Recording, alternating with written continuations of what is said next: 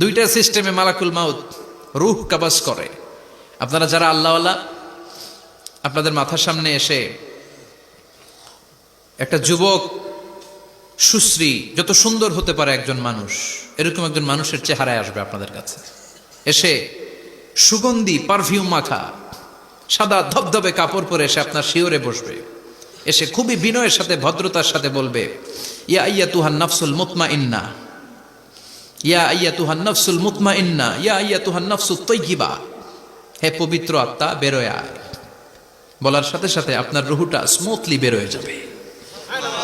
ইয়াতি বিহানুত মিন হানুতিল জান্নাহ, কাফান মিন আকফানিল জান্নাহ, জান্নাতের হানুতে করে কাফনের মধ্যে পেঁচিয়ে আপনার রুহটারে মালাকুল মাউত ইল্লিনে নিয়ে যাবে। আল্লাহ আমাদের সবার নসিবে এই ঘটনা তুমি জারি করে দিও, আমিন। আর যারা ইসলাম মানে নাই, কোরআন মানে নাই, বিশ্বনবীরে মানে নাই, তাদের সামনে কুৎসিত আকৃতির একটা ভয়ঙ্কর চেহারা নিয়ে আসবে। বি আকবাহি মা ইয়াকুন, হাদিসে এসেছে, যত খারাপ হতে পারে একজন মানুষের চেহারা, যত দুর্গন্ধযুক্ত হতে পারে একজন মানুষের দেহ, বিদঘুটে ভয়ঙ্কর রাক্ষসে এক চেহারা নিয়ে আসবে। মুমিনের সামনে এসে যেমনি ভদ্রভাবে বসে যায়, সে এরকম আসবে না, সে ত্রাস সৃষ্টি করবে। ডাকাত যখন আপনার অ্যাটাক করে এমন ত্রাস সৃষ্টি করবে, কোপ মেরে আঘাত করে আপনি ভয়ে সব দিয়ে দিবেন। ওনারা দেখলে আপনার পিলে চমকে যাবে। ভয়ঙ্কর দুর্গন্ধযুক্ত কালো একটা ড্রেস পরে আপনার সামনে এসে এমন ত্রাস সৃষ্টি করে বসবে, ওইটা দেখলে অবস্থা খারাপ।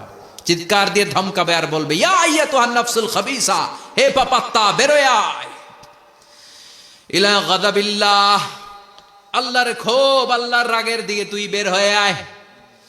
মুমিনের আত্মাটা যেমনি স্মুথলি বের হয়ে এসেছে, কাফেরের আত্মাটা বলার সাথে সাথে বেরোতে চাইবে না।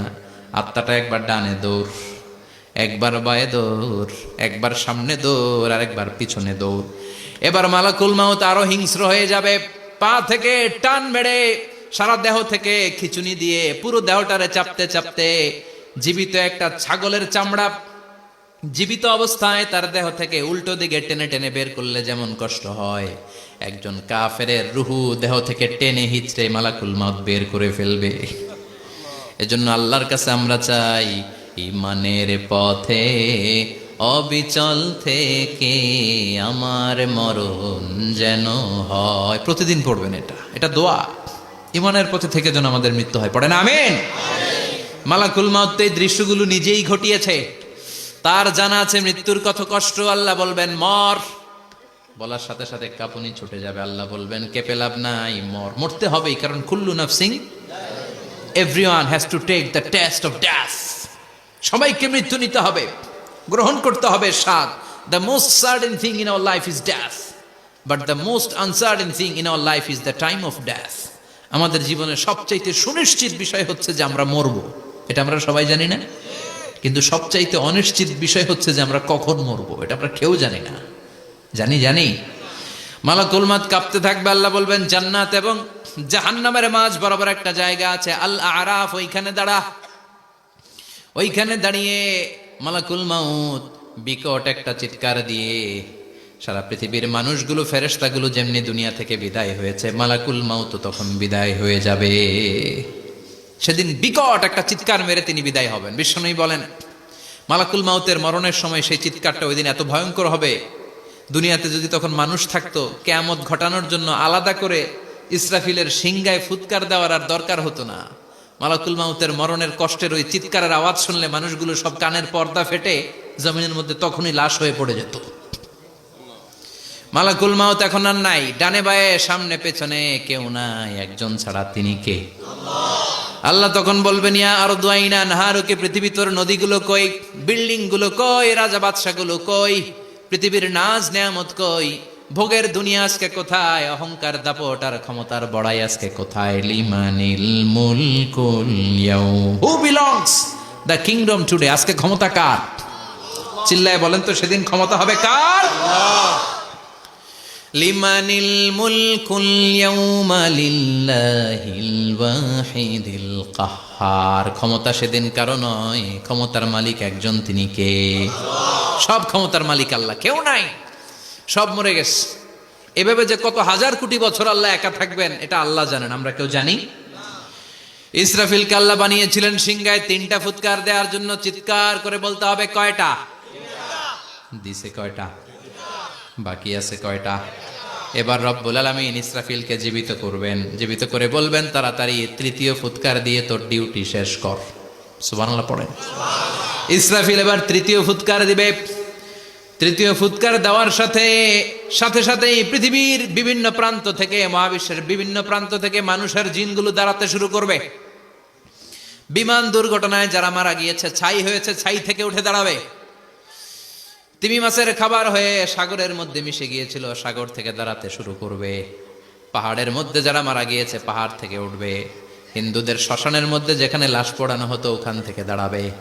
মানুষগুলো কবর থেকে উঠবে, যে যেখানে মারা গিয়েছে সেখান থেকে দাঁড়াবে। মিনহা খালাকনাকুম ওয়া ফিহা নুঈদুকুম ওয়া মিনহা নুখরিজুকুম তারাতান উখরা। মাটি থেকে বানালাম, মাটির কবরে পাঠালাম, আবার মাটির কবর থেকে দাঁড় করায় দিবে কে?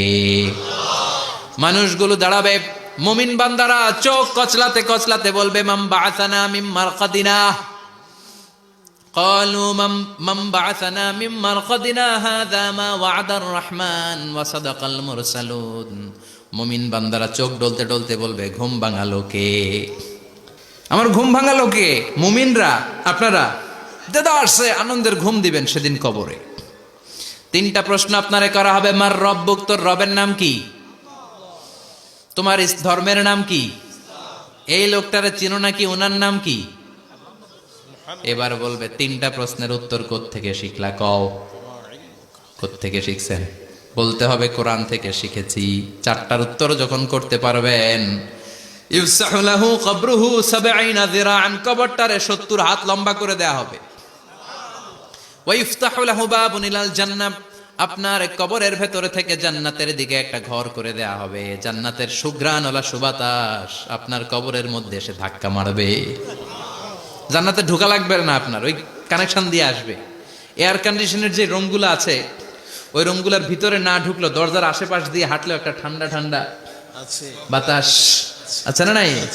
দেহের মধ্যে লাগে। জান্নাতে আপনার ঢোকা লাগবে না, কবরের মধ্যে শুয়ে শুয়ে জান্নাতের সুবাতাস পাবেন। এবার বলবে ফাইউল বাসুলিবাসু আহলিল জান্নাহ, জান্নাত থেকে আনা 2টা জান্নাতি সেট পোশাক আপনারে পরিয়ে দেয়া হবে। এবার আপনারে বলা হবে আহলান ওয়া সাহলান, কংগ্রেচুলেশন, খোশ আমদেদ, তোমার জন্য কংগ্রেচুলেশন, সুস্বাগতম। 3টার পরে 4র্থ প্রশ্নের উত্তরও পেরেছ, জান্নাতের পোশাক তোমারে পরিয়ে দিলাম, আর কোনো কাজ নাই, এবারের মতো খেলা শেষ, এবার ঘুমাও। কি করো? কথা বলেন। ঘুমাও। নাম কানাউমিল আরুস, বাসর রাতে বর যেমনি কনেকে নিয়ে শান্তির ঘুম দেয়, এরকম ঘুম দাও।